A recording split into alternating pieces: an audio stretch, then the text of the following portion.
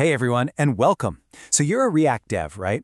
Well, React 19 is here, and it is a pretty big deal. Today, we're going to break down exactly what you need to know to upgrade your apps so you can hit the ground running with all the great new stuff it has to offer. So, let's get right into it. I know what you might be thinking. Another major version upgrade. A chore, right? But let's reframe that. This isn't just about ticking a box on your dependencies list.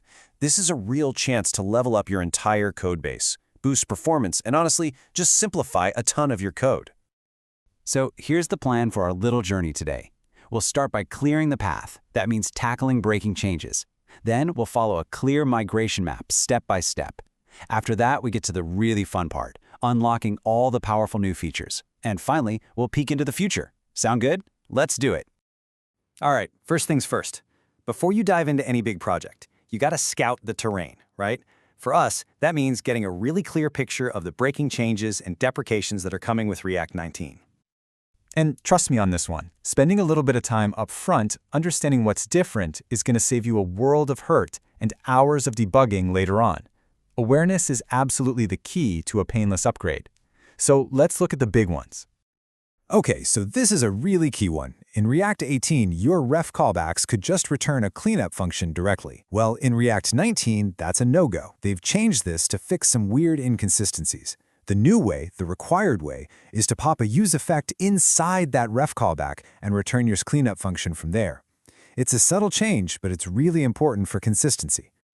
And here's another change that honestly is just going to make our lives easier. It used to be that you could render a context provider without a value, and it would just kind of silently fall back to the default. You know, that could lead to some really sneaky bugs that were a pain to track down. Not anymore. Now you have to wrap your components in a context provider. It makes your data flow way more explicit and so much easier to debug. And of course, every major update does a little spring cleaning. React 19 is finally getting rid of some of these older APIs. So what you're going to want to do is just do a quick search in your codebase for these guys. The old context types, find DOM node, and definitely any of those unstable underscore methods. Their modern replacements have been around for a while, so now's the time to make the switch official. Okay, so we've mapped out the potential hazards. We know what to look for. Now let's pull out the actual map, your step-by-step guide to get from React 18 all the way to 19 smoothly. Look, I know this can feel like a lot, but when you break it down into these clear, simple steps, it becomes totally manageable. We're just going to take it one piece at a time. Okay, phase 1 is all about getting prepped. First, the obvious one. Update React and React DOM in your package.json. Easy enough. Next, run the official code mods. I mean, these things are lifesavers. They're automated scripts that will handle a ton of the syntax changes for you, doing a lot of the heavy lifting. Then you'll just do a manual sweep for any of those deprecations we talked about, just in case a code mod missed something. Once the code's updated, phase 2 begins. And listen, this is probably the most critical part of the whole thing. Test. Everything. Run your unit tests, your integration tests, your end-to-end tests, the whole shebang. Once you feel good about it, push it to a staging environment that's just like production. Seriously, whatever you do, do not skip these steps. It's just not worth the risk. And this quote right here, it really sums it all up. It's so tempting to just rush through and get to the new shiny features. I get it. But that careful prep work, that rigorous testing, that's what makes the difference between a nightmare weekend and a smooth, successful launch. All right, we've done the hard work, we've navigated the tricky parts, now we get to the fun stuff. The payoff. Let's talk about the incredible new tools you get to play with in React 19.